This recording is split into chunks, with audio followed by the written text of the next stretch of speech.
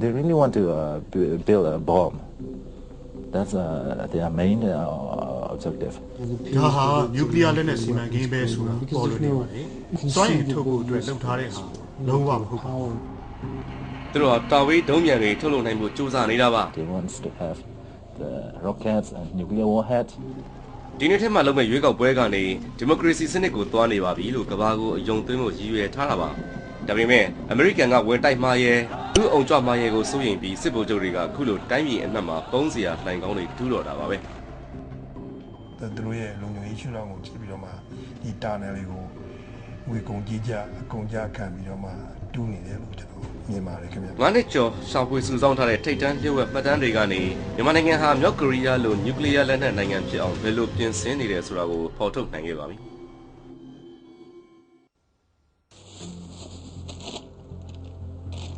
ထိုင်းနိုင်ငံရဲ့လုံခြုံတဲ့တနေရာမှာတော့မြန်မာစစ်တပ်ကထွက်ခွာလာသူတူဟာသူ့မှာပါလာတဲ့ပစ္စည်းတွေကိုတစ်တာတွေကထုတ်နေတာပါသူဟာပြည်ပကိုမတိန်ဆောင်ခင်ပြည်တွင်းမှာကလေးကစေဆိုးရရဲ့အနုမြူလက်နက်စီမံကိန်းဆိုင်ရာလျှို့ဝှက်ချက်ဖိုင်တွေကိုထောင်နဲ့ချီပြီးတော့ပြည်ပကိုပေးပို့ထားပြီးဖြစ်ပါတယ် They want to produce bomb, nuclear bombs for warfare.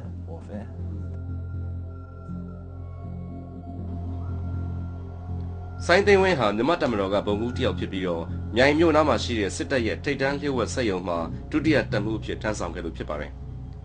ဒီစက်ရုံနဲ့တခြားစက်ရုံကထုတ်တဲ့စိတ်ပိုင်းတွေကိုတပိတ်ချင်းကနေ9မိုင်ဝေးတဲ့လျှို့ဝှက်နေရာတစ်ခုကိုပို့ဆောင်ရပါတယ်အဲ့ဒီနေရာဟာစစ်တပ်ရဲ့နျူကလ িয়ার တပ်ရင်းဌာနချုပ်ရှိရာဖြစ်တယ်လို့သူကပြောပါတယ်စစ်ဆိုးရကလက်နက်ထုတ်ဖို့နျူကလ িয়ার တပ်ပေါင်းပုံနဲ့ယူရေနီယံတန့်စင်မှုလုပ်နေတယ်လို့ဆိုပါတယ်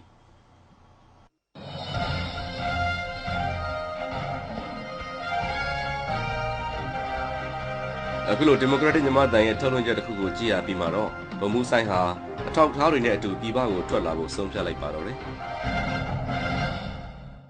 မင်္ဂလာပါခင်ဗျာ ဒီလိုနဲ့ပဲနောက်ထပ်လျှို့ဝှက်စီရေးစီမံကိန်းတစ်ခုလူသိရှင်ကြားဖြစ်လာပါတော့တယ် ရန်ကုန်မဟုတ်ရရန်ကုန်မဟုတ်ဒီကောင်ဟုတ်တာ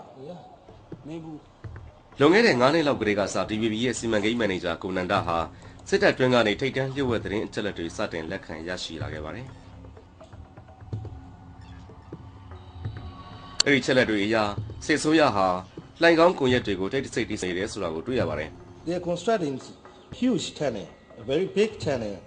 in different area. I mean, a lot of tunnels in different area over the country. သူရလာတဲ့အချက်လက်တွေထဲမှာတပ်ပုံအထောက်အထားတွေလည်းအများပြားပါဝင်ခဲ့ပါတယ်။လိုင်ကောင်းစီမံကိန်းအတွက်ဆွဲထားတဲ့ပုံတွေမူကျန်းတွေတချို့ကမြေရောက်ထဲမှာတွင်တူထားပြီးတော့တချို့ပိုကြီးတဲ့လိုင်ကောင်းတွေကတော့ကြောက်တောင်တွေကိုပါဖောက်ထွင်းထားပါတယ်။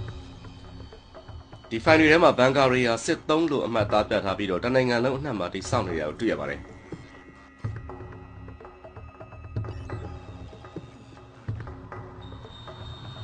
အရက်သားတွေကိုသုံးပြီးတိစောက်ပါတယ်ဒါပေမဲ့စစ်တပ်အတွက်ပါပဲအဲ့ဒီ file တွေကို DVB ကထိတ်တန်းညမရေးသူ့တဲ့တီတူကိုပြသခဲ့ပါတယ် There's hundreds of pictures, literally hundreds of pictures. ဒီယာနဲ့ချီတဲ့ဓာတ်ပုံတွေဟာမြောက်လိုင်ကောင်းတူးကိုသုံးတဲ့စက်ပစ္စည်းတွေကိရိယာတွေအလီကပ်ပုံတွေပါဘာအတွက်ရလို့တော့မသိကြပေမဲ့ဆောက်လုပ်ရေးပုံစံတွေဒီဇိုင်းစာရွက်တွေကျွန်တော်ကတော့မြန်မာပြည်ထဲကထွက်လာတာတွေထဲမှာဒါမျိုးတစ်ခါမှမတွေ့ဖူးဘူးဗျာတချို့ဘန်ကာတွေကိုတော့ FOC Fiber Optic ဆက်သွယ်ရေးစခန်းတွေလို့ပြထားပါတယ်စစ်တပ်ကနိုင်ငံအနှံ့လုံခြုံတဲ့ဆက်သွယ်ရေးကွန်ရက်တွေစောင့်နေတာပါဒါပေမဲ့တခြားဘုံခုလှိုင်ကောင်းတွေလည်းရှိပါသေးတယ်ဦးစိုးတင်ဟာမြန်မာစစ်တပ်ကထွက်ခွာလာသူတယောက်ပါသူကဗိုလ်ကြီးတယောက်ဖြစ်ပြီးတော့အရာရှိတွေကိုဘန်ကာစနစ်တဲ့အသုံးပြုပုံအပါအဝင်နေပြူဟာတွေကိုတင်ကြားရသူပါပစ္စည်းတူတော်မို့ထားတဲ့မြောက်ဦးမင်းလန်ကောင်းတွေပြီးဆက်သွယ်ရေးကိုရဲတိစောက်ဖို့အတွက် main station တွေတိစောက်ဖို့အတွက်မြောက်ဦးမင်းလန်ကောင်းတွေနောက်ပြီးတော့ကျွန်တော်တို့command station တွေတိစောက်ဖို့အတွက်မြောက်ဦးမင်းလန်ကောင်းတွေပြီးလို့ရှိရင်ကျွန်တော်တို့လေရင်တွေပါတယ်ဘုံကျဲမခံရအောင်ထားရှိနိုင်မှုအတွက်မြောက်ဦးမင်းလန်ကောင်းတွေပြီးလို့ရှိရင်ဆက်လက်တဲ့ပစ္စည်းတွေကိုအဲ့ဒါကိုလှောင်မိုးအတွက်ခုနကမြောက်ဦးမင်းလန်ကောင်းတွေဒါတွေဖောက်လို့ပါဖြစ်ပါတယ်ဗိုလ်ကြီးစိုးတင်ကလှိုင်ကောင်းတွေကိုရောက်ဖူးပြီးတော့ဥမင်အကြီးစားတွေကတော့ဒေသဆိုင်ရာကုတ်ကရေးဌာနချုပ်တွေဖြစ်တယ်လို့ပြောပါတယ်command post တွေဖြစ်တယ်ဒါတွေကတော့လူ100နဲ့300ကျားမှဆက်နေဒါသူ့ရဲ့တိုက်ခိုက်မှုကိုမခံရအောင်သူကအပေါက်ကိုသူကထဲမထားဘဲနဲ့သူကအကွေးကောက်ပုံစံမျိုးထားတယ်ဒါမှတော့သူကရန်သူရဲ့ဝေရောတိုက်ခိုက်ခံရတဲ့အခါမှာတဲ့အတိုက်ခံမခံရတော့ဘူးပြီးလို့ရှိရင်သူကမင်းကိုထားတိုက်ခိုက်ခြင်းမခံရဘူးအဲ့ဒီစစ်တပ်ဖိုင်တွေထဲမှာ BNN ကဥမင်တွေအကြောင်းဗီဒီယိုလည်းပါဝင်ပါတယ်BNN ရခဲ့ပါသူတို့ BNN နေမှာအမေရိကန်ကိုတွန်းလာတဲ့အခါမှာဒီခုနကပြောတဲ့မြောက်ဥမင်လန်ကောင်ကိုရက်တွေနဲ့သူတို့ အမေရိကန်ရဲ့လေကြောင်းဘူချက်တက်ခိုက်မှုကိုကာကွယ်နိုင်တယ်ပြီးလို့ရှိရင်မိမိတပ်တီတွေရဲ့လှုပ်ရှားမှုတွေကိုပုံဖြတ်ဖုံးကွယ်နိုင်တယ်ပြီးလို့ရှိရင်ကျွန်တော်တို့တပ်တွေရဲ့စုအုပ်နေမှုကိုပုံဖြတ်နိုင်တယ်ဒါတွေကိုယူနမူနာယူပြီးတော့မှကျွန်တော်တို့ကဒီပြည်သူ့စစ်မှာပြောအကောင့်တွေဖော်လိုက်ရမှာလေဒီမြောက်ဥမင်လန်ကောင်စနစ်ကလိုအပ်တယ်ဆိုတာကိုသူကအဲ့ဒီမှာသိရှိတာဖြစ်ဘုံမှုမြန်တို့ကတော့စစ်ဆိုးရရဲ့ဝန်ကြီးချုပ်ရုံးကဒုတိယညွှန်ကြားမှုဖြစ်ပြီးတော့လွန်ခဲ့တဲ့9နှစ်ကတင်းဆောင်ထွက်လာတာပါအဲ့တော့ကျွန်တော်တို့ဒီမှာမြေရောဥမင်လန်ကောင်းတွေတူးပြီးလုပ်တယ်ဆိုတာကျွန်တော်တို့ဒါသူတို့ရေရှည်ကြီးမှန်းချက်နဲ့ပေါ့ဗျာရေရှည်ကြီးမှန်းချက်နဲ့ပေါ့ဒါသူတို့ဒါနိုင်ငံတကာကနေပြီးတော့သူတို့ဒါအလွယ်တကူမမြင်တွေ့နိုင်အောင်လေကြောင်းကနေဘုံကျဲတိုက်ခိုက်မှုတွေမဖြစ်နိုင်အောင်နဲ့နောက်သူတို့ရဲ့ command post တွေနောက်တခါသူတို့ရဲ့ဟိုရိတ်ခါဆက်သွယ်ရေးလမ်းကြောင်းတွေဒါတွေဟိုမပြောက်အောင်ဟိုကြိုတင်စီမံပြီးတော့ဒါဟိုတူလောင်ပြီးလှုပ်ထားတဲ့အနေအထားမျိုးလဲဒါရှိတယ်ဗျမြန်မာစစ်ဗိုလ်ချုပ်တွေဟာစစ်ဆိုးရဖြစ်တဲ့တိုင်းပြည်ကိုတင်းတင်းကြပ်ကြပ်အုပ်ချုပ်လာတာနှစ်90ရှိပါပြီဒီတော့အခုသူတို့တွင်းတူပြီးပုံအောင်မှုပြင်းနေတာဘာကြောင့်ပါလဲပြောရရင်တော့ရည်စရာကြီးပါသူတို့အမေရိကန်လေကြောင်းကဝင်တိုက်မှာကြောက်နေကြပါတယ်သူတို့ကိုအမေရိကန်တွေကတော်တော်ပြစ်တင်ရှုတ်ချနေတယ်ဆိုတာသိနေတယ်အမေရိကန်ကအီရတ်နဲ့အာဖဂန်နစ္စတန်ကိုဘုံကျဲခဲ့တယ်မောင်းသူမဲ့လေယာဉ်တွေကိုတုံးပြီးပြစ်မှတ်တွေကိုချနေတယ်ဆိုတော့သူတို့လည်းပြစ်မှတ်ဖြစ်လာမှာကိုစိုးရိမ်နေပါတယ်ဒါကြောင့်မြေရောက်လိုင်ကောင်းမျိုးစုံစောင့်နေတာပါအခုဟာတွေကသူတို့စစ်ကောင်းဆောင်တွေအတွက်အရေးပေါ်ပုံခိုဖို့လှုပ်ထားတဲ့ကုကဲမှုပေးနိုင်တဲ့ဘန်ကာစစ်ဘက်ဆိုင်ရာပစ္စည်းတွေတူလောင်ထားဖို့တွေမကမျက်စိတောက်ထောက်ကြည့်နေတဲ့အမေရိကန်မသိအောင်မီးအောက်မှာတိတ်တဆိတ်လက်နဲ့ထုတ်မလို့နေရာတွေလုံနေတာပါဒင်းဆောင်လာသူတွေပြောတာကတော့စစ်ဆိုးရအကြောက်ကြီးကြောက်နေတဲ့အထက်မှာပြည်သူလူထုလည်းပါပါတယ်2009တုန်းကဖြစ်ခဲ့တဲ့တန်ဃာတော်တွေဥဆောင်တဲ့လူထုအောင်ကြွားမှုလိုဟာမျိုးပါဒီတာနယ်တဲ့အထိဝင်ပြီးမှတော့ဘယ်သူမှစာနာပြလို့မရအောင်ဒါလည်းနိုင်ငံကြီးကတစ်စိတ်တစ်ပိုင်းပါပါတယ်ဥအောင်လင်းထုတ်ဟာ2004ခုနှစ်မှာပဲပြောင်းလာတဲ့အချိန်ထိဝါရှင်တန်ကမြန်မာတန်ရုံးမှာတွဲဖက်တာဝန်ကျတဲ့ပုံမှုတစ်ယောက်ပါကိုကဲမှုရလည်းလုံလုံုံရှိတယ်တာနယ်လည်းမှာကျွန်တော်တို့နေတယ်ဟဲ့လားကျွန်တော်တို့အုပ်ချုပ်လို့လည်းရတယ် comment အမိန့်လည်းပေးလို့ရတယ်နေတိုင်းမျိုးရှိတယ်နေတိုင်းမျိုးရှိပါတယ်ဒီပြင်မှာဟဲ့လားအမေရိကန်ပဲဖြစ်ဖြစ်တရုတ်ပဲဖြစ်ဖြစ်ဟဲ့လားကျွန်တော်တို့ရုရှားပဲဖြစ်ဖြစ်ဒုံမြန်လည်းပဲပြစ်ဒါတာနယ်လည်းထိရတော့ထိအောင်ပြစ်ဖို့ဆိုတာတော့တိတ်တော့မလွယ်တဲ့အနေအထားမျိုးကျွန်တော်ရှိပါလိမ့်မယ်ဆိုတော့ဒီအတွက်ကိုအဓိကဒီလုံခြုံရေးပေါ့လေသူတို့ရဲ့လုံခြုံရေးရှုထောင့်ကိုကြည့်ပြီးတော့မှဒီတာနယ်တွေကိုငွေကုန်ကြေးကြအကုန်ကြခံပြီးတော့မှတူးနေတယ်လို့ကျွန်တော်မြင်ပါတယ်ခင်ဗျအဲ့ဒီဘန်ကာတွေကိုမျက်မြင်တွေ့ဘူးသူတို့ကိုစုံစမ်းရှာဖွေဖို့အတွက်ကို DVB ကကင်မရာအဖွဲ့ကိုဆေလွတ်ခဲ့ပါတယ်အန်ဒီရဲကတော့များပါတယ်မြန်မာပြည်ဟာခွင့်ပြုချက်မရဘဲ TV ရရင်အနည်းဆုံး1010နှစ်ကြာနိုင်တဲ့နိုင်ငံပါဒီချိန်မှာတော့ကင်မရာသမားတစ်ယောက်ဟာဒီလျှို့ဝှက်ဘန်ကာတွေထဲကိုရောက်ဖို့သူတို့ကိုရှာတွေ့ခဲ့ပါတယ်ပုံကာရတာကိုပဲကာရတာတောင်းဟောက်တာလည်းဖြစ်တယ်ငါကတော့ဘာလို့ခေါ်တာမဟုတ်ဟောက်မှာကျွန်တော်လည်းပြပြကြနော်ဟိုတော့ဟောက်တော့မှာပြန်ပြီးတော့ပြန်လိုက်ဟောမှာဖြစ်တယ်ရှမ်းပြည်မြောက်ပိုင်းရောက်ခဲ့တဲ့ကင်မရာအဖွဲ့ကလည်းနောက်ထပ်လျှို့ဝှက်ဘန်ကာတွေအကြောင်းကြားလာရပါတယ်ဒေသခံလယ်သမားတွေကဘန်ကာစီမံကိန်းကြောင့်လယ်မြေတွေသိမ်းယူခံရတဲ့အကြောင်းကင်မရာအဖွဲ့ကိုပြောပြကြပါတယ်ဒီညမှာသူတို့စက်တီနေပါလေဝင်လာကြတယ်မြေတူးတဲ့ဆယ်ရန်တရားကြီးပါတယ်အဲ့ထက်မှာမြေတူးတဲ့ဆယ်ရန်တရားကြီးနဲ့သူတို့မြောင်းကြီးတွေတူးတာကိုတွေ့ရတယ်အပြင်လူတွေကိုလည်းတိတ်ပြီးသွားတာတော့မပြူဘူးအလုပ်သမားတော့ပဲဝင်ရထွက်ရတဲ့အထက်မှာရှိတယ်ဒီထက်မှာအဲ့ဒီညောင်းကြီးကိုအပေါ်ကနေကွန်ကရစ်တွေအပေါ်ကနေတော့မြေကြီးတွေဖို့ချလိုက်ပြီးတော့သူတို့တစ်ပင်ကြီးကိုစိုက်တယ်တစ်ပင်ကသေးသေးတွေမဟုတ်ဘူးတခြားအနေနဲ့တော့တဲပို့လာတဲ့တစ်ပင်မျိုးတွေပါတယ်မြန်မြန်ကြီးတော့စိုက်တဲ့သဘောနဲ့တူအခုချိန်ကြီးကြည့်မယ်ဆိုလို့ရှိရင်တော့သူကမြောက်တိုက်ခိုင်းရလုံးဝပျောက်သွားပြီးတော့တတော်ကြီးတရားမဖြစ်နေတယ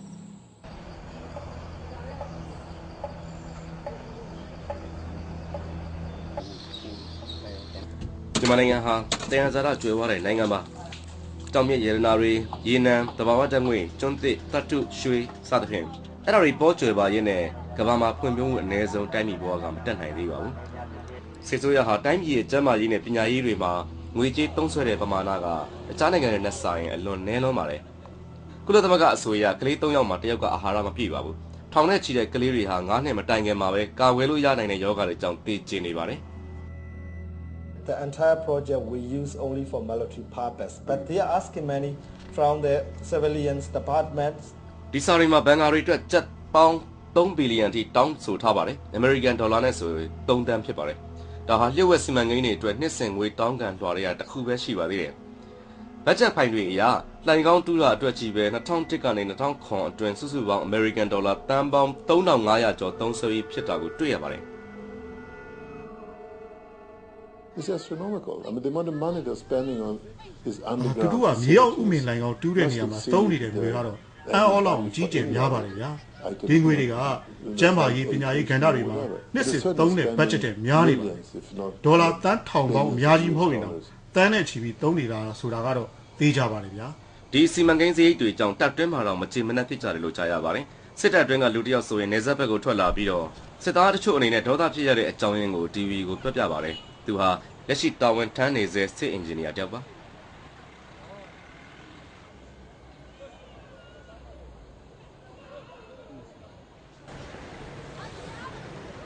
ဘာမှလည်းမဟုတ်ဘူးအတွက်ကိုအဲ့နေရာမှာ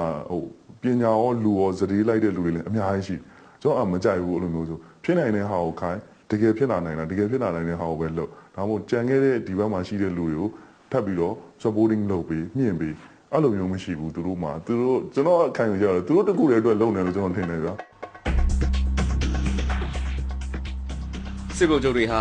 အာဏာကိုစုပ်ကိုင်ထားနိုင်ဖို့နဲ့လူမှုအုံကြွမှုကနေကိုယ့်ကိုယ်ကိုကာကွယ်ဖို့အရေးရပြီးတော့လူသူမနီးတဲ့နေရာမှာမြို့တော်သိရဲဆိုပြီးရှေ့ပြောင်းတိဆောက်ခဲ့ကြပါတယ်။ဘန်ကာဖိုင်တွေထဲမှာစစ်တပ်အထက်ပိုင်းတော်တွေအတွက်တိပန့်အိမ်နေရာနဲ့စီမံကိန်းတွေလည်းတွေ့ရပါတယ်။ဒီဘန်ကာ area အတွင်းမှာပဲထိတ်တန်းဗိုလ်ချုပ်ကြီး3ယောက်အတွက်အိမ်အကြီးကြီးတွေရှိပါတယ်။အဲ့ဒီထက်မှာ A လို့သင်္ကေတပေးထားတဲ့ဗိုလ်ချုပ်မှုကြီးတန်းရွှေရဲ့အိမ်နေရာအကြီးကြီးလည်းပါပါတယ်။စစ်အင်ဂျင်နီယာကသူကိုယ်တိုင်ဗိုလ်ချုပ်မှုကြီးအိမ်အောက်တဲ့မှာဖောက်ထားတဲ့ဥမင်တွေကိုရောက်ခဲ့တဲ့အကြောင်းပြောပြပါတယ်။ A1 ရဲ့သူ့ရဲ့ location main location အောက်က A1 တဲ့တွေကိုဖြတ်သွားတယ်ကျွန်တော်ပြီးတဲ့လောက်အရှိဆိုရင်တော့တဲ့တော့ကျွန်တော်မီတာ90လောက်ကြော်လေးကိုရောက်ဘူးတော့ဒါပေမဲ့အထက်မှာအများကြီးရှိသေးတယ်အဲ့မီတာ90လောက်ဖမောက်ဘယ်လောက်ရှိလဲဆိုတော့မသိဘူးသူကလမ်းကတော့4လမ်းတချို့နေရာမှာ6လမ်းလမ်းကြီး4လမ်းလမ်းချင်း2လမ်း height သူ့ရဲ့အမြင့်ကသူက14ပေလောက်ရှိတယ်အကျယ်ကတော့ကား2စီးရှောင်လို့ရတယ်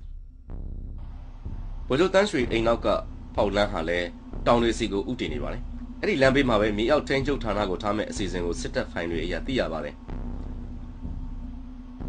ဒီစီမံကိန်းမြေပုံတွေကအညွန့်တွေကတောင်တွေကိုဖောက်ဝင်နေတဲ့ဥမင်တွေရဲ့ဒီပေါက်တရှိရာနေရာတွေကိုပြပါတယ်။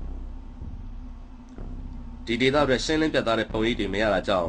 ဂျိုဒူးကနေအနီရောက်ရောင်ကြီးနဲ့ရိုက်တဲ့ပုံတွေကို DVB ကဝယ်ယူခဲ့ရပါတယ်။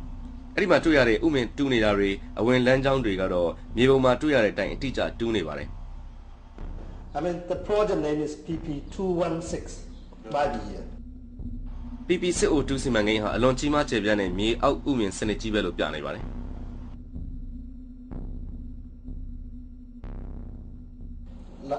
if you are going you can see explosion proof door here explosion proof door here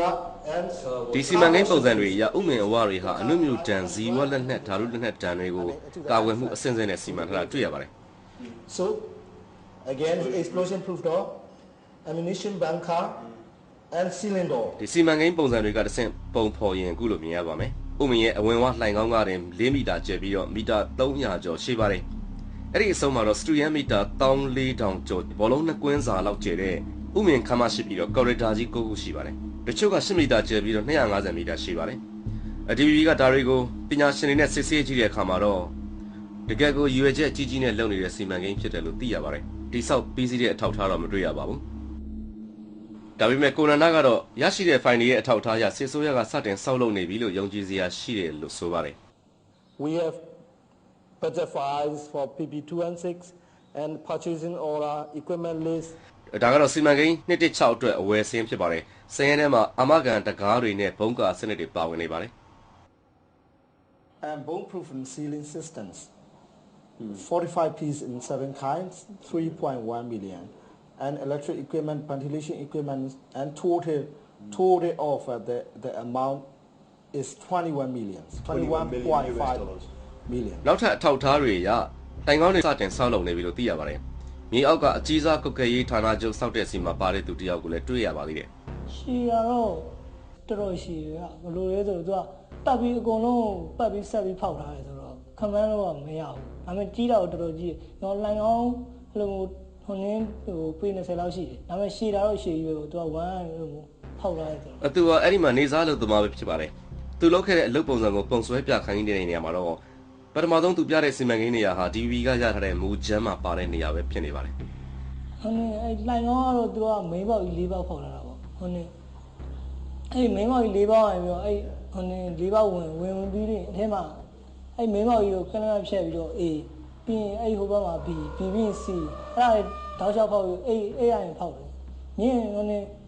ေဝင်တော့ကားသီးရတော့ A စစ်သေးဝင်လို့ရတယ်လှိုင်ကောင်းတွေကိုနိုင်ငံသားအကြံပေးတွေရဲ့အကူအညီနဲ့စောက်တာလို့လည်းလုံသမားလေးကပြောပါတယ်ဒီထဲမှာတော့ကျွန်တော်လုပ်တဲ့ရန်နေရတယ်နောက်လို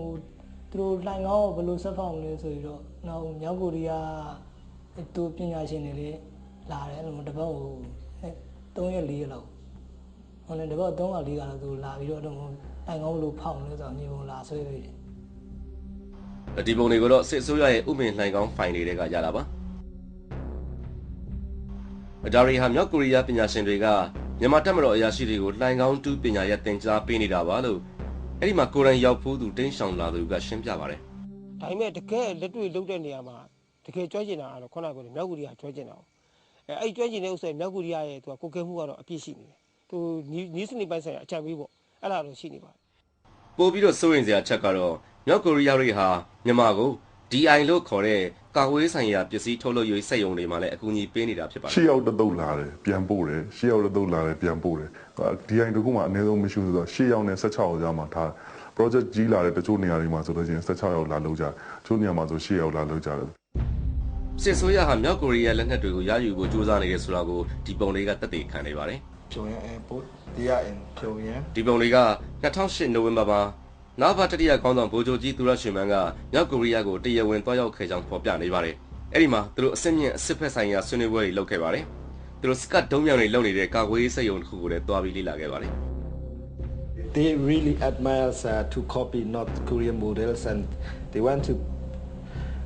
produce some missile like surface to surface missile ဒါကတော့မြန်မာစစ်တပ်ရဲ့အဲ့ဒီခရီးစဉ်နဲ့ပတ်သက်တဲ့ဌာနတွင်အစီရင်ခံစာပါ။အဲ့ဒီထဲမှာမြန်မာနိုင်ငံအနေနဲ့ကီလိုမီတာ3000လောက်ထိရောက်နိုင်တဲ့စကတ်ဒုံးမြောင်တွေထုတ်လုပ်ခြင်းတယ်ဆိုတာကိုဖော်ပြထားပါတယ်။အဲ့ဒီလိုသာပိုင်ဆိုင်ခဲ့ရင်တော့အနာဂတ်မြန်မာနိုင်ငံရဲ့စကတ်ဒုံးမြောင်ဟာနိုင်ငံနယ်နိမိတ်တွေကိုကျော်ပြီးရောက်နိုင်တော့ပါ။ They asking North Korea to support to help to improve their system. Their missile system. စစ်အင်အားကိုအရှိန်ဟုန်တိုးမြင့်နေတော့မှာပဲတစ်ဖက်ကလည်းလျှို့ဝှက်သတင်းပေါက်ကြားမှုတွေကိုတားဆီးနှိမ်နင်းခဲ့ပါတယ်။ဒီနေ့ဇန်နဝါရီလ9ရက်မှာပဲဒီတပ်ပုံတွေပေါက်ကြားမှုနဲ့နိုင်ငံခြားရေးရုံးကအရာရှိတဦးနဲ့တပ်မတော်ကအငြိမ်းစားအရာရှိတဦးကိုသေဒဏ်ချမှတ်ခဲ့ပါတယ်။စစ်တပ်အတွင်းပိုင်းမှာရှိတဲ့သူတွေကစစ်ဆိုးရဟာဒုံးပြန်လက်နက်တွေစီမံကိန်းစတင်နေပြီဆိုတဲ့အကြောင်းဖွင့်ချလာကြပြီးမှဒီလိုနှိမ်နင်းမှုတွေလုပ်လာတာပါ။ဒီစီမံကိန်းရဲ့မြေပြားခံရကတော့ရန်ကုန်စိတ်ကန်းကပါဒါအပြင်ဗျာအဲ့လို2008ခု10လပိုင်းလောက်မှာကျွန်တော်တို့ဒီရန်ကုန်ရေတပ်စိတ်ကန်းဟိုဗျာမြောက်ကိုရီးယားအဲ့တင်မောပေါ်ကနေပြီးတော့အဲ့ပစ္စည်းတွေချတယ်ဗျာအဲ့ဒါတွေကိုသူတို့အဝတ်မဲနဲ့အုပ်ပြီးတော့ညာရင်းချင်းပဲပေါင်သွားတယ်ဗျာကွန်တိန်နာ15စီးလောက်ရှိတယ်မြောက်ကိုရီးယားနေတာလက်ပစ်ဒုံးမြန်အစိပ်ပိုင်းနေတာပို့လိုက်တယ်ဆိုပြီးတော့ဒါကျွန်တော်တို့နောက်ပိုင်းကြားသိရတာရှိပါတယ်ဒီမြောက်ကိုရီးယားမြန်မာဆက်ဆံမှုအပေါ်မှာအမေရိကရဲ့တန်တရားပုံမှုကြီးထွားလာပြီးတော့မြောက်ကိုရီးယားကမြန်မာကိုလက်နက်တင်ပို့နေတာတွေရပ်အောင်လုပ်မယ်လို့ချိန်ချောက်လာပါတယ်။လက်နက်ရဖို့မသေးကြတော့တဲ့မြန်မာအစိုးရဟာကိုယ်ပိုင်လက်နက်ထုတ်လုပ်နိုင်ဖို့ပိုပြီးအားသန်လာပါတော့တယ်။သူတို့အဓိကလိုချင်တာတော့သူတို့ကနီးပညာကိုလိုချင်တာ။ဝယ်တာကိုသူတို့ကတိတ်ပြီးတော့အားမတန်ဘူး။နီးပညာကိုသူအဓိကလိုချင်။ဒါကြောင့်မို့သူတို့အခုတပ်မတော်ကာကွယ်ရေးစက်ရုံတွေဆိုတော့သူကတိဆောက်ပြီးတော့မှအဲ့ကာကွယ်ရေးစက်ရုံတွေကနေမှဒီဒုံးမြန်တွေထုတ်လုပ်ဖို့သူတို့စူးစမ်းနေတာဖြစ်ပါတယ်The purpose are conducting research ကျွန်တော်သိသလောက်တော့မြန်မာစစ်အစိုးရကဒုံးပြန်လုံနည်းတွေကိုသူတည်တရလုံနေပါတယ်ဒါပေမဲ့ခုထိတော့ကိုယ်ပိုင်မထုတ်လွှင့်နိုင်သေးပါဘူး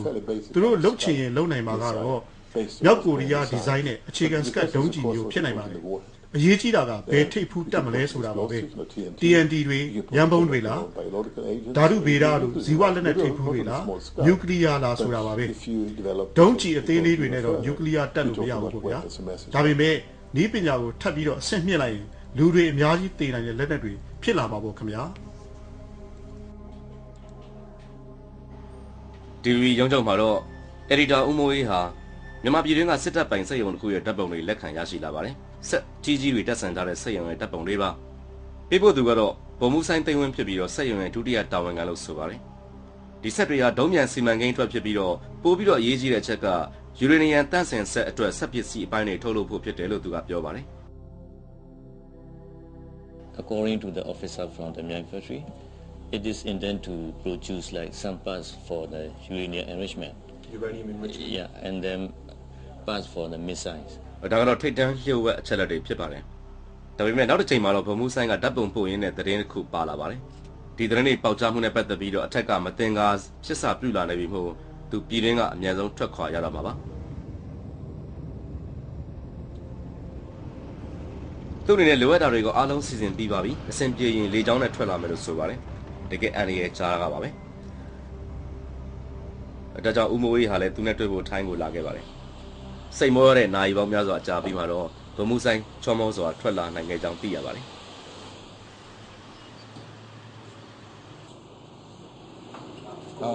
ဟုတ်ကဲ့နေကောင်းနော်ချောချောမောမောပဲဟုတ်ကဲ့အားလုံးစီစဉ်ပါဆိုတော့လေးစိတ်မှာပူတယ်တဲ့မှာလေးစိတ်မှာဘာလို့ဖြစ်မလဲမသိဘူးဟုတ်ကဲ့ I'm looking for my ID oh I see it သူနဲ့တူပါလာတဲ့ပစ္စည်းတွေကတခုကတော့စစ်မှုထမ်းကပ်တာပါ It's me name Sai Teng Win number 30586 rank in this ID I'm still a lieutenant ဒါကတော့သူတစ်ချိန်ကဂုံယူစွာဝတ်ဆင်ခဲ့တဲ့စစ်ယူနီဖောင်းပါ This is my uniform I love my uniform but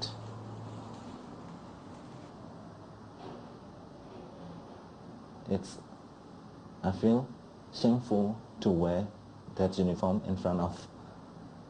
civilians. No honor for me to be a soldier in Burma.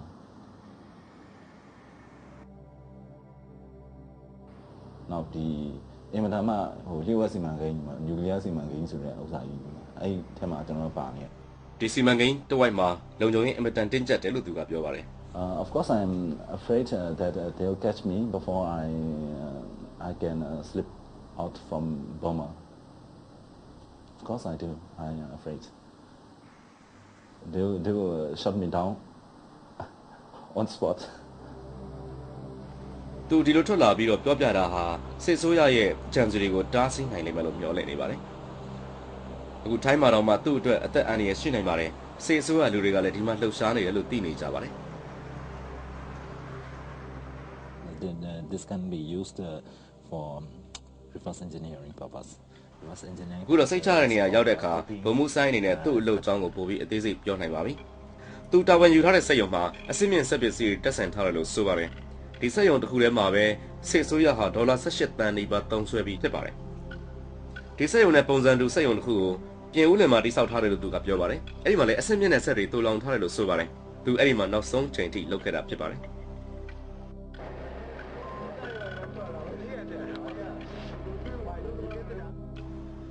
ဒါကတော့တတ်ထုပြားတွေကိုအမြန်ဖြတ်နိုင်တဲ့လေဆာဖြတ်ဆက်ဖြစ်ပါတယ်ဒါကတော့ဖိအားနဲ့တတ်ထုတွေကိုကွေးတဲ့ဆက်နဲ့ဆက် Trump ဆိုတဲ့ဂျာမန်ကုမ္ပဏီကတင်သွင်းတာဖြစ်ပါတယ်ဒါကတော့ဆွဲစုံ3တွင်ဆက်ဖြစ်ပါတယ်သူကတော့တတ်ထုပိုင်းအကြီးကြီးတွေကိုတိတိကျကျဖြတ်ပေးနိုင်ပါတယ်ဒါကတော့ဂျာမန်လုပ်ဆက်ဖြစ်ပြီးတော့ Deckermahol Gardemeister DMG ဆိုတဲ့နောက်ထပ်ဂျာမန်ကုမ္ပဏီတစ်ခုကတင်သွင်းတဲ့ဆက်ထဲကတစ်ခုလို့ပုံမှုဆိုင်ကပြောပါတယ်ဒါကတော့ဆက်ပစ္စည်းတွေကိုရောင်းချတက်ဆင်ပေးတဲ့ကုမ္ပဏီကလူတွေရဲ့လိပ်စာကတ်တွေပါ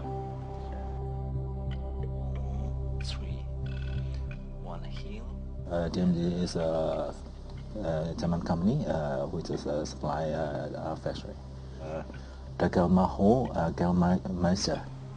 ဆက်တွေတက်ဆင်ဖို့အင်ဂျင်နီယာတွေကိုလည်းအဲ့ဒီ DMG ကပဲဆစ်လွတ်တယ်လို့ပုံမှုဆိုင်ကပြောပါတယ်စစ်ဆိုးရကတော့စက်ရုံတွေဟာတင်ကြားရေးဆိုင်ရာထောက်ကူပြုဖို့လို့ဂျာမန်ကုမ္ပဏီကိုအကြောင်းပြပါတယ်တကယ်တော့စစ်ဖက်ဆိုင်ရာသုံးဖို့ဖြစ်တယ်လို့သူကပြောပါတယ် Those poor German didn't know that we are aiming to use those machines in producing rocket parts or some parts for military use. ဒီစက်ရုံကိုလူသူမနေတဲ့တောထဲမှာတည်ထားတာဟာတန်တရားချစ်စရာမဟုတ်လို့ဂျာမန်တန်ယုံကတာဝန်ရှိသူတွေကမြိုင်နဲ့ပြင်ဦးလွင်စက်ရုံတွေကို2009 2008 2009တွေမှာ3ကြိမ်တိုင်တိုင်လာရောက်စစ်ဆေးခဲ့ပါတယ် At the time, we have to wear the civilian uniform, you know. Though we are soldiers, we have to wear the uniform, civilian uniform. They told that those factories are for the training of students, to train students how to use the machines. So like that they lie, sensibly lie to the German counselors. DMG ကုမ္ပဏီကတော့သူတို့ပစ္စည်းတွေဟာပညာရေးနဲ့လေ့ကျင့်သင်ကြားရေးအတွက်တက်ရောင်းချတာပါလို့ဆိုပါတယ်။သူတို့ကုမ္ပဏီကဂျာမန်ပုဂ္ဂိုလ်စီးမြင့်တွေကိုအတိအကျလိုက်နာပါတယ်တဲ့။သူတို့ပစ္စည်းတွေကိုလေ့ကျင့်ရင်းနဲ့အသေးစားစွမ်းအင်တာဘိုင်ထုတ်လုပ်ရေးကားယထာအစိပ်ပိုင်းတွေအတွက်ပဲသုံးပါတယ်တဲ့။သူတို့ရဲ့စစ်ဆေးရေးခရီးစဉ်တွေမှာလည်းဒီဆက်တွေကိုလေ့ကျင့်ရေးကလွယ်ပြီးတခြားသုံးထားတာမတွေ့ရဘူး။ပြီးတော့ဒီဆက်တွေနဲ့အတူပြေးပို့လိုက်တဲ့လိုအပ်ပစ္စည်းတွေကလည်းလေ့ကျင့်ရေးနဲ့ကနဦးဆက်အစိပ်ပိုင်းတွေထုတ်လုပ်နိုင်အောင်ပါပဲတဲ့။သူတို့သိတဲ့လောက်ဒီဆက်တွေကိုအရပ်ဖက်လုပ်ငန်းတွေအတွက်ပဲသုံးနေပါတယ်တဲ့စစ်ရေးအတွက်သုံးတာမဖြစ်နိုင်ဘူးလို့ပြောပါတယ်ဒီ Trump ကုမ္ပဏီကလည်းဒီဆက်တွေကိုတင်ကြားရေးနဲ့လေ့ကျင့်ရေးအတွက်ပဲမှာယူလာလို့ဆိုပါတယ်ဒီကုမ္ပဏီအနေနဲ့အရောဂျာမန်ပုဂ္ဂိုလ်ထိန်းချုပ်ရေးဌာနကပါဒီအယောင်းဝယ်မှာလက်နက်ထုတ်လုပ်ရေးနဲ့ဆက်နွယ်မှုရှိတယ်လို့သတင်းမရဘူးလို့ပြောပါတယ်ဒီဆက်တွေကိုလက်နက်ထုတ်လုပ်ရမှာနျူကလ িয়ার အစီအစဉ်မှာသုံးတာမျိုးဘယ်လိုမှသတင်းမရဘူးလို့ဆိုပါတယ်ကုမ္ပဏီကပညာရှင်တွေ2009နဲ့2008မှာဆက်တွေသွားပြင်ပေးတော့ကလည်းစီရေးအသုံးပြုမှုရှိတယ်ဆိုတဲ့လက္ခဏာမတွေ့ရပါဘူးတဲ့အခုတော့သူတို့ပညာရှင်တွေကိုဆက်တွေစစ်ဆေးဖို့ထပ်လွှတ်မယ်လို့ပြောပါတယ်ဂျာမန်နဲ့မြန်မာနိုင်ငံသားရေးဝန်ကြီးဌာနတွေကတော့ကျွန်တော်တို့မေးမြန်းတာတွေကိုဖြေကြားဖို့ညှင်းဆိုခဲ့ပါတယ်အမြိုင်ဆက်ယုံကိုတော့မကြာခင်ကပဲစစ်အစိုးရရဲ့ရပ်ဖက်ဆိုင်ရာဌာနအောက်ကိုလွှဲပြောင်းလိုက်ပေမဲ့ဒီစီမံကိန်းအတွက်ဆက်ပစ္စည်းတွေဆက်ပြီးထုတ်နေတယ်လို့မဖြစ်တယ်လို့ဗိုလ်မှူးဆိုင်ကပြောပါတယ်ပြင်ဦးလွင်ကိုတော့စစ်တပ်ကဓာတ်ရိုက်ကုတ်ကဲဆဲဖြစ်ပါတယ်။မြိုင်ဆက်ယုံကတပ်ပုံတွေကိုကုလသမဂ္ဂလက်နက်စစ်ဆေးရေးမှူးဟောင်းတယောက်ကိုပြသခဲ့ပါတယ် The machine shop is set up to be a general purpose machine shop capable of making some parts very big. ဒီဆက်တွေတည်ထားတဲ့ပုံကတော့အထွေထွေသုံးအတွက်ပါပဲ။ဒီဆက်ကအချင်း2မီတာ4ချိန်တန်20လောက်ရှိတဲ့အစိပ်ပိုင်းကြီးတွေထုတ်လုပ်နိုင်ပါတယ်။ဒီတော့ဒီဆက်တွေကဒုံးပြန်ကြီးတွေအတွက်အစိပ်ပိုင်းတွေလည်းလုပ်နိုင်ပါတယ်။ထုတ်လုပ်နိုင်တာတွေကဒါတွေမကပါဘူးဗျာ။ဒီဆက်တွေကိုအသုံးပြုပြီးတော့ဗိုလ်မှူးဆိုင်ဟာဒီလိုတာဘိုင်အင်ဂျင်ပုံစံတွေကိုထုတ်လုပ်ခဲ့ပါတယ် This is a turbine part from the double pump unit of rocket engines. ဒါကတော့အစမ်းထုတ်ပုံစံငယ်ပါဒါပေမဲ့ဂျာမန်ဆက်တွေကနောက်ဆုံးအချောသက်ထိလုပ်နိုင်မဲ့အဆင့်မြင့်စနစ်တွေမပါဝင်ခဲ့ပါဘူး We can achieve the finished surface. The surface is very rough. ဒါပေမဲ့စစ်ဆိုးရရဲ့ရေရှည်မဟာဗျူဟာကြီးမှန်းချက်တွေအတွက်ဒီဆက်ကိုလုပ်ဖို့ဗိုလ်မှူးဆိုင်အမိန့်ရခဲ့ပါတယ် It means that they are investing in သူတို့ကဒုံးပြန်ဒီဇိုင်းနဲ့နည်းပညာရဖို့စဉ်စဉ်ရင်းနှီးမြှုပ်နှံနေတာပါ It's long range missiles. It can be long range missiles, especially for the long range missiles like Scud. If that impeller that gentleman is holding was put into a ဒီလူကင်ထားတဲ့ impeller ပိုင်းကိုအင်ဂျင်တစ်လုံးတက်ဒုံးကြီးတစ်လုံးမှာတက်ရင်တော့သူကကီလိုမီတာ1000လောက်ထိရောက်နိုင်တယ်ဒါကစကတ်ဒုံးပြန်ထက်နိုင်ငံအများကြီးစီပိုပြီးရောက်နိုင်တဲ့အတွက်ဒေတာတွင်ချင်းချောက်မှုတော့ဖြစ်တာပါဗျာဒီလိုအပိုင်းလေးတွေကိုအင်ဂျင်၄လုံးလောက်တက်နိုင်တဲ့ဒုံးပြန်ကြီးစားတွေမှာတက်လိုက်မယ်ဆိုရင်ကီလိုမီတာ3200ကနေ4000ထိရောက်သွားနိုင်တယ်တိုက်ချင်းပြဒုံးပြန်အစ်မရောက်နိုင်သေးပဲအဲ့ဒီလောက်အကွာဝေးရောက်နိုင်ပြီဆိုရင်အိန္ဒိယသမုဒ္ဒရာထဲကအမေရိကန်ရေတပ်စခန်းဒီယေဂိုဂါစီယာကိုလှမ်းပြီးတော့ချင်းချောက်နိုင်ပြီပေါ့ဗျာ which opens it up quite a bit. It's not an intercontinental rocket, but it could threaten things like Diego Garcia, which is a major U.S. military base in the Indian Ocean, if it had a 4,000-kilometer range. So assuming that they get all of the machines... The impeller ထဲမှာလိုတဲ့ဆက်အစိပ်ပိုင်းအားလုံးကိုရပြီဆိုပါတော့ပြီးတော့ engine gun အတွက်လိုအပ်တဲ့ပစ္စည်းတွေရပြီဆိုရင်တော့9နှစ်ကနေ10နှစ်အတွင်းသူတို့ဟာဒုံးပြန်တစ်စင်းကိုလုတ်ပြီးပြစ်လွတ်နိုင်တဲ့အဆင့်ကိုရောက်မှာပါဒီတော့ဒါကရေရှည်စီမံချက်ပါဒါပေမဲ့သူတို့ကစပြီးလုပ်နေပါပြီ It's a long-term project but they're starting on the road ဒါဆိုရင်ကမ္ဘာအစင်းရဲဆုံးနိုင်ငံတစ်ခုကဈေးကြီးလာတဲ့ဒုံးမြန်နည်းပညာတွေကိုဘယ်လိုလုပ်ပြီးရရှိလာခဲ့တာလဲ အဓိကကတော့တဘာဝတန်ငွေပါ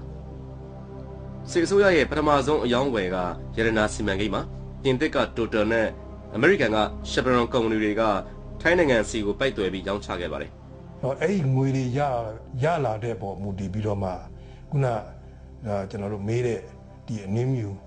လက်နဲ့ပေါ့လေလှုပ်ရေးစီမံကိန်းကလည်းသူ့ရဲ့ကြံရွယ်ချက်တည်းမှာတစ်ခုပါအဲ့တော့အနည်းမြူစီမံကိန်းလှုပ်လာမယ်နောက်တစ်ခါကျွန်တော်တို့နေပြီးတော့ပြောင်းလဲစီမံကိန်းတွေလှုပ်လာရှိတယ်နောက်ဓာတ်အင်အားတွေထပ်ပြီးတော့မှတိုးချဲ့လာတဲ့အင်အားကိစ္စတွေရှိတယ်နောက်ဆုံးကျွန်တော်တို့ဒီ data အင်အားပေါ့လေကျွန်တော်တို့ Make 29တွေဝယ်ခဲ့တာကအဲ့ဒီယူရီးယားနိုင်ငံကဒီမင်းကြီးချုပ်တက်ဆင်တက်လာတဲ့အချိန်နောက်ပိုင်းအဆန်တွေအလုံးရင်းရပြီးတော့မှအမြောက်များရပြီးတော့မှပူဂျုံမကြီးသားကြီးလှုပ်ချင်သလိုလှုပ်လို့ရတဲ့အချိန်ခါမျိုးမှာဖြစ်ပါတယ်ခင်ဗျာစစ်အစိုးရဟာ2000ခုနှစ်လောက်ကတည်းကရတနာစီမံကိန်းကနေအမေရိကန်ဒေါ်လာတန်ပေါင်း4800ကျော်ရခဲ့ပါပြီ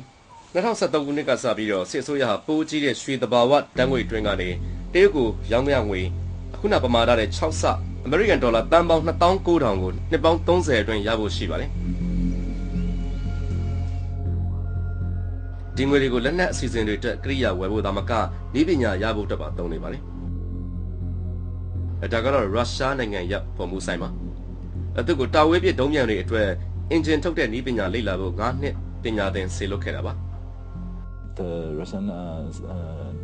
lecturers teach us how to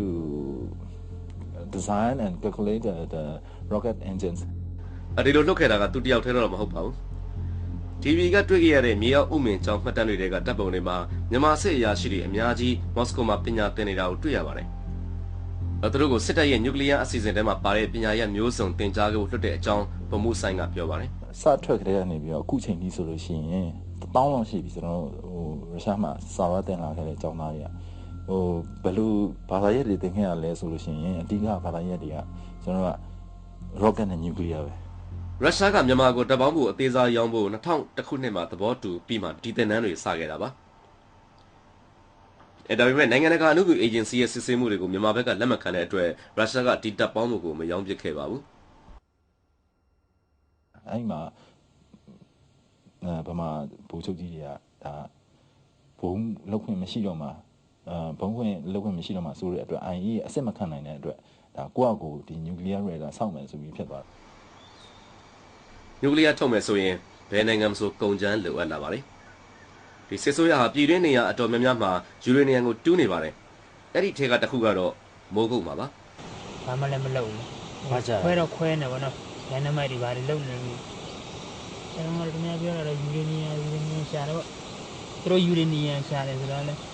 ဒီလိုမျိုးဟာကိုယ်ယူရေနီယံကမဲလေးမြင်အဲ့ဒီကောင်ကြီးကဒီတည်းအပြည့်ပြနေသူတို့ဟာရအဲ့ဒီနေရာကတပိတ်ကျင်းကနျူကလ িয়ার စက်ရုံမှာရှိတဲ့ယူရေနီယံသတ္တုရိုင်းတွေစုထားတဲ့နေရာလို့ကျွမ်းကျင်သူတွေကယူဆပါတယ်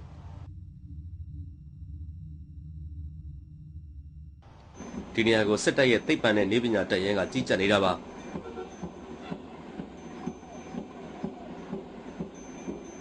The main purpose of Myanmar and Pyongyang factories is to support DSSTRC and science and technological regiment from the Beijing. The main task of the Beijing regiment is to build a nuclear reactor. ကျွန်တော်တို့ရဲ့ကင်မရာသမားတယောက်တွေ့ခဲ့တဲ့တပိတ်ချင်းကလူကတော့အဲ့ဒီနေရာကိုလုံးဝပိတ်ထားပြီးလုံခြုံရေးအပြည့်ချထားတယ်လို့ပြောပါတယ်14 area ကိုတတ်မှတ်ပလိုက်တာအဲဒါကြောင့်ကျွန်တော်တို့ကိုပြန်ဆုတ်တယ်14ဆိုပါလေ14ပြစ်မိတ်မ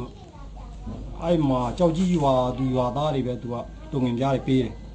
ကြံတဲ့နယ်မြေခံနေဆိုတော့ပေးဘူးမပေးတဲ့အတွက်ဖမ်းလိုက်ရင်စစ်တယ်ဘယ်ကလဲကြောက်ကြီးပြောရင်ပေးပြအဲ့လိုပုံစံမျိုးစစ်စစ်ထူလာတော့မပြနိုင်ဘူးဆိုလို့ရှိရင်တော့ကုတ်စစ်စစ်မရှိဘူးတော့သူတို့ကြိုက်တဲ့နေရာပို့တော့ဟိုစစ်ရွယ်ရောက်လဲစစ်ထဲဝင်တပိတ်ချင်းကနျူကလ িয়ার အစီအစဉ်လျှို့ဝှက်ဌာနစီကိုမြိုင်စက်ရုံကစက်ပစ္စည်းအစိပ်ပိုင်းတွေပို့ပေးရတယ်လို့ပုံမှုဆိုင်ကပြောပါတယ်အဲ့ဒီနေရာမှာပဲလက်နက်တွေအတွက်ယူရေနီယံတန့်စင်တာတွေလည်းလုပ်နေတယ်လို့သူကဆိုပါတယ်From that we made a partner called nozzle had supersonic nozzle အဲ့ဒီ nozzle ကောင်းတွေဟာကာဗွန်မိုနော့ဆိုက်လေဆာရောင်ခြည်တန်းတွေလုပ်နိုင်ပါတယ်Carbon monoxide laser beam is used to separate the uranium isotopes and this way they enrich the uranium percentage. ဘုံဆိုင်ပြောတာတွေကိုစစ်ဆေးကြည့်ဖို့အတွက်ကိုသူ့မှာပါတဲ့မှတ်တမ်းတွေကိုမြောက်အမေရိကနျူကလ িয়ার စက်ရုံ Los Alamos မှာစုံစမ်းမှုလုပ်ခဲ့ပြီးတော့ IAEA ရဲ့ညွှန်ကြားရေးမှူးဟောင်းဖြစ်တဲ့ Bob Kelly ကိုပြကြည့်ခဲ့ပါတယ် Laser isotope separation is probably laser isotope တွေကိုခွဲဖို့ကြိုးစားတာဟာ uranium isotope တွေခွဲတဲ့နည်းထဲမှာအဆိုးရွားဆုံးနည်းတစ်ခုနိုင်ငံကြီးတွေဒေါ်လာဘီလီယံပေါင်းများစွာသုံးပြီးဒီနည်းကိုစမ်းသပ်နေတာလည်းမဖြစ်မြောက်သေးပါဘူးဒါပေမဲ့စက်ရုံတွေက uranium drop bomb တို့ nuclear အစီအစဉ်အတွက်လိုအပ်တဲ့ပစ္စည်းထုတ်နိုင်မဲ့အစိတ်ပိုင်းတွေလည်းလုပ်နေတယ်လို့ဗိုလ်မှူးဆိုင်ကပြောပါတယ် There are 40 items that were built and made in a Pianlun factory. They are all in the pictures, like the reactors and so the vacuum box, the purification tanks, water reuse tanks, like that. Those pictures, those items were made in Pianlun factories and sent to the Beijing. Your sources provided a lot of good quality photographs. ခင်ဗျားရလာတဲ့ဓာတ်ပုံတွေကတော်တော်အရေးသေးကောင်းတာပဲဗျာဒီတဲကပစ္စည်းတွေကနျူကလ িয়ার ထုတ်လုပ်ဖို့သုံးတဲ့ပစ္စည်းတွေပါပဲဒီပစ္စည်းတွေကိုတခြားကိစ္စအတွက်လည်းသုံးနိုင်ပါတယ်ဒါပေမဲ့အခုပုံစံထုတ်ထားတာကနျူကလ িয়ার အတွက်ပဲဖြစ်နိုင်ပါတယ်ဒီကိရိယာတွေကယူရေနီယံကိုတန့်စင်ရမှာသုံးတဲ့ဓာတုပစ္စည်းတွေထုတ်လုပ်ဖို့လည်းသုံးနိုင်ပါတယ် There's one object that we see in these photographs. ဒီဓာတ်ပုံတွေထဲမှာ fluoride အောက်ခံဓာတ်ပေါင်းဖို့လို့အမည်တက်ထားတာကိုတွေ့ပါတယ်ဒါက UF4 ဓာတ်ငွေကို UF6 ပြောင်းဖို့သုံးတာလို့ယူဆရပါတယ် UF6 က uranium isotope တွေတန့်စင်တဲ့နေရာမှာသုံးတယ်လေဒါလည်းမကသေးပါဘူးအဲ့ဒီစာထဲမှာစစ်အစိုးရကပြည်ဦးလွင်စက်ရုံကိုအထူးဓာတ်ပစ္စည်းများသုတေသနဌာနအတွက်ဘုံဓာတ်ပေါင်းဖို့တစ်ခုလုပ်ပေးဖို့ညွှန်ကြားထားတာကိုတွေ့ရပါတယ်အဲ့ဒီဓာတ်ပေါင်းမှုကို reduction vessel လို့ခေါ်ပြီးတော့သူကတန့်ထားတဲ့ uranium ဓာတ်ဆားကို uranium သတ္တုအဖြစ်ပြောင်းပေးပါတယ် Well, for example, the small reduction vessel. ဒီလို reduction vessel အသေးလေးက uranium tetrafluoride ကို uranium သတ္တုအဖြစ်ပြောင်းလဲဖို့အတွက်တက်ထုတ်လုပ်ထားတာလို့ပြောနိုင်ပါတယ်ဒီပစ္စည်းကိုတခြားနေရာတွေမှာလည်းသုံးနိုင်ပါတယ်ဒါပေမဲ့ဓာတ်ပုံတွေနဲ့ဒီပစ္စည်းထုတ်လုပ်ပုံကိုဆွဲပြထားတဲ့ပုံတွေကြည့်ရတာကတော့နျူကလ িয়ার လုပ်ငန်းနဲ့နှိစက်တဲ့သူတွေဆိုရင်ဒါဘာအတွက်လဲဆိုတာချက်ချင်းသိနိုင်ပါတယ်ဗျာဆိုတော့ဒါကနျူကလ িয়ার လက်နက်အတွက်ဆိုတာသိတာနိုင်ပါတယ် And it appears that it's a nuclear weapons program. ဒီပစ္စည်းကိုနျူကလ িয়ার စွမ်းရည်အတွက်ပဲဖြစ်ဖြစ်တခြားနေရာမှာပဲဖြစ်ဖြစ်သုံးစရာအကြောင်းမရှိပါဘူး They really want to build a bomb. That's their main objective. နောက်ထပ်နိုင်ငံခြားအကူအညီတွေလည်းရှာနေပုံရပါတယ်မနေ့တုန်းကမြောက်ကိုရီးယားသင်္ဘောကန်နမ်1မြန်မာနိုင်ငံကိုဥတီသွားနေတုန်းမှာအမေရိကန်ရေတပ်သင်္ဘောကြားဖြတ်ပြီးတော့ပြန်လှည့်စေခဲ့ပါတယ်အဲ့ဒီသင်္ဘောပေါ်မှာနျူကလ িয়ার နဲ့ဆက်ဆက်ပစ္စည်းတွေမတင်ပို့ရဘူးလို့မြောက်ကိုရီးယားကိုတားမြစ်ထားတဲ့ကုလသမဂ္ဂဆုံးဖြတ်ချက်ကိုဖောက်ဖျက်တဲ့ပစ္စည်းတွေတင်လာတယ်လို့ယူဆရပါတယ်အရှိအာရှရေးအမေရိကန်လက်ထောက်နိုင်ငံရေးဝန်ကြီးကတ်ကမ်ဘဲကလည်းမြန်မာနဲ့မြောက်ကိုရီးယားဆက်ဆံရေးတွေတိုးမြင့်လာတာကိုစိုးရိမ်တယ်လို့ပြီးခဲ့တဲ့မတ်လတုန်းက TVB ကိုပြောပြခဲ့ပါတယ် Oh, some of it is sensitive, so really can't be discussed in great detail. But I will say that we've seen enough. ရေးပါတဲ့အတွက်ကြောင့်ဒီနေရာမှာတော့အသေးစိတ်မပြောနိုင်ပါဘူး။ဒါပေမဲ့မြန်မာနဲ့မြောက်ကိုရီးယားစစ်ရေးနဲ့တခြားကိစ္စတွေမှာဆက်ဆံမှုတွေကျွန်တော်တို့စိုးရိမ်စရာအထောက်အထားတွေတွေ့ထားတယ်လို့တော့ပြောနိုင်ပါတယ်။မြန်မာအာဏာပိုင်တွေကိုလည်းကျွန်တော်တို့စိုးရိမ်တာဘယ်ပိုင်းကလုံးဝလက်မခံနိုင်တာဒါတွေကိုအရှင်းဆုံးပြောထားပြီးသား We're always worried about nuclear proliferation and nuclear ပြန့်ပွားမယ့်အရေးကိုကျွန်တော်တို့အမြဲစိုးရိမ်ပါတယ်။အဲဒီလိုဖြစ်လာမယ့်အနေအထားတွေဒီတက်တောင်ပိုဆိုးလာမယ့်အခြေအနေတွေတွေ့နေရတဲ့ကျွန်တော်တို့ကတော့ရှစ်ဖြစ်လာမယ့်အလားအလာကိုအသေးချာစောင့်ကြည့်နေပါတယ်ဗျာ။မေလတုန်းကလည်းကမက်ကမြန်မာနိုင်ငံဟာမြောက်ကိုရီးယားရဲ့ nuclear တင်ပို့မှုကိုတားမြစ်ထားတဲ့ကုလသမဂ္ဂဆုံးဖြတ်ချက်ကိုချိုးဖောက်ခဲ့တယ်လို့အမေရိကန်ကယုံကြည်တဲ့အကြောင်းကြေညာချက်ထုတ်ပြန်ခဲ့ပါတယ်။မြန်မာနိုင်ငံဟာအဲ့ဒီဆုံးဖြတ်ချက်ကိုမလိုက်နာရင်အမေရိကန်အနေနဲ့တိကျအရေးယူမှုတွေလုပ်ဖို့အခွင့်ရှိတယ်လို့လည်းသူကသတိပေးခဲ့ပါတယ်။ဒီလိုသတိပေးလာရတာဟာမြောက်ကိုရီးယားသင်္ဘောတစ်စင်းမြန်မာစိတ်ကမ်းမှာကတ်ထားတာနဲ့ပတ်သက်နေတယ်လို့တန်နမန်အတိုင်းဝိုင်းက DVB ကိုပြောပါတယ်။မြန်မာဗိုလ်ချုပ်ကြီးတွေကနျူကလ িয়ার လက်နက်နဲ့ဒုံးမြန်တွေဘာကြောင့်လိုချင်နေရတာပါလဲ။ဒီ1992ခုနှစ်ကျွန်တော်တို့ဗိုလ်ချုပ်ကြီးတန်းရွှေအာဏာယူပြီးစဉ်ကာလတည်းကအဲ့ဒါငါတို့ဒီဟဲ့လားမြောက်ကိုရီးယားနိုင်ငံလိုနေအဖြစ်လဲကွာအဲ့တော့ကျွန်တော်တို့အမေရိကန်လိုနိုင်ငံမျိုးကိုတို့ကူးဆက်ဆံမလို့ဘူးအဲ့တရုတ်လိုနိုင်ငံမျိုးတော့မှကူးဆက်ဆံမလို့ဆိုလိုတဲ့သဘောကတော့နျူကလ িয়ার လက်နက်နျူကလ িয়ার စွမ်းရည်နျူကလ িয়ার လက်နက်ရှိတဲ့အခါမှာကျန်တဲ့ကမ္ဘာနိုင်ငံတွေက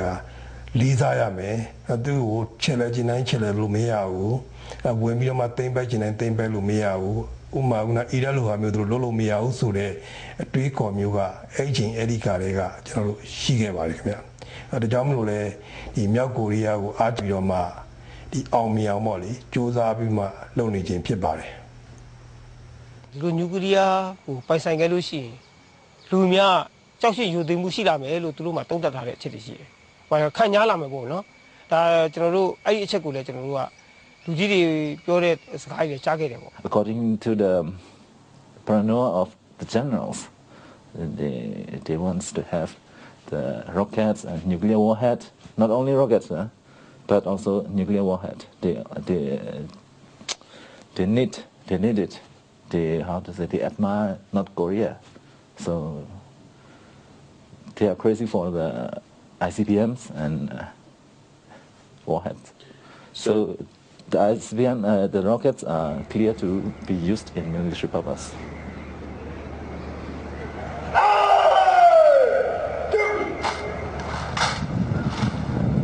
You want to know if this program will lead to a nuclear weapon in a reasonable period of time. I would think it would not. They are going to try, but what we're seeing in the things that they're making and the program that they've laid out, there are 10,000 things they need to do, and it sort of looks like they're taking them one at a time. Well, I'm concerned any time the country embarks on a nuclear program, which it appears that they've done, when the country sets out to do that, there would be a real concern. 这ဆိုရရဲ့ရည်မှန်းချက်တွေရောက်ဖို့ကတော့အဝေးကြီးလိုအောင်ပါဒါပေမဲ့တနေ့သူတို့ဟာနျူကလ িয়ার လက်နဲ့ပိုင်ရမယ်ဆိုတဲ့ရည်မှန်းချက်ရှိနေတာတော့လေးလေးနက်နက်သတိပြုရမယ်လို့ယူဆသူတွေများပါအဲ့လိုနျူကလ িয়ার တွေဘူးတွေဖြတ်ပြီးဒါလက်ပြဒုံးမြန်လဲဒါစမ်းသပ်တာ okay ပြီအဲ့ဟိုအဆင့်ရလဲ okay ပေါ့ဗျာဒါပြစ်လို့ဖို့အချိန်ရောက်လာမှာဒါနိုင်ငံတကာကိုအားအသင့်သွားအောင်ဘွားကနေထုတ်ဖော်ပြောသမဲ့အနေထားမျိုးရှိရလို့ကျွန်တော်မြင်တယ်ဗျ But it would mean the possible beginning of a new arms race. ဒီတော့ဒေသတွင်းလက်နက်အပြိုင်ဆိုင်တက်ဆင်လာတာမျိုးတွေဖြစ်လာနိုင်တာပေါ့ခင်ဗျာအိန္ဒိယရောထိုင်းပါသူတို့နေဆက်တွေမှာတိုက်ရင်ရတွေဖြစ်လာမယ်ထိုင်းကတော့ဒေဂျာပေါက်ပဲသူတို့ကိုချိန်ချောက်မှုလို့ယူဆမှာပါဗမာအစိုးရအနေနဲ့သူကလက်နက်ရရင်တော့သူကရမ်းပါပဲဘယ်သူမှလူထိကနေဖြစ်တာရှိတယ်ပြစ်ထက်လိုက်ပါပဲဒါတော့ဟိုတက်တွင်းစကားပေါ့ပြောတာပြစ်ဆက်ရှိရပြစ်လိုက်ပြီးနောက်မှပြောစားကြီးကပြောမယ်အဲ့ဒါတက်တွင်းမှာဖြစ်နေတယ်ဟိုဒါကျွန်တော်တို့စစ်ထဲမှာစစ်တပ်ထဲမှာအတွင်းစကားပေါ့ဒါကျွန်တော်တို့စီမှာရတဲ့အမိတ်ဒီကြောင့်ပေါ့ဖြစ်ရှိတာလည်းပြောရဝိဝါ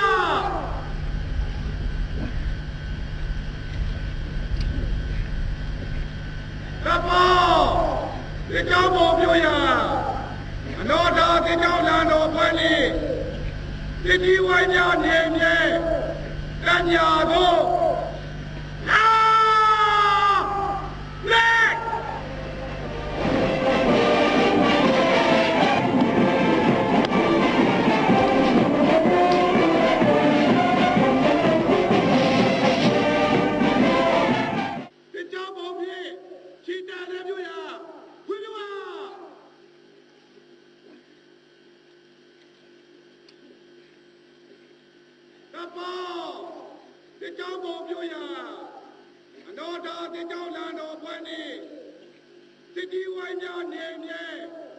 Ganhado!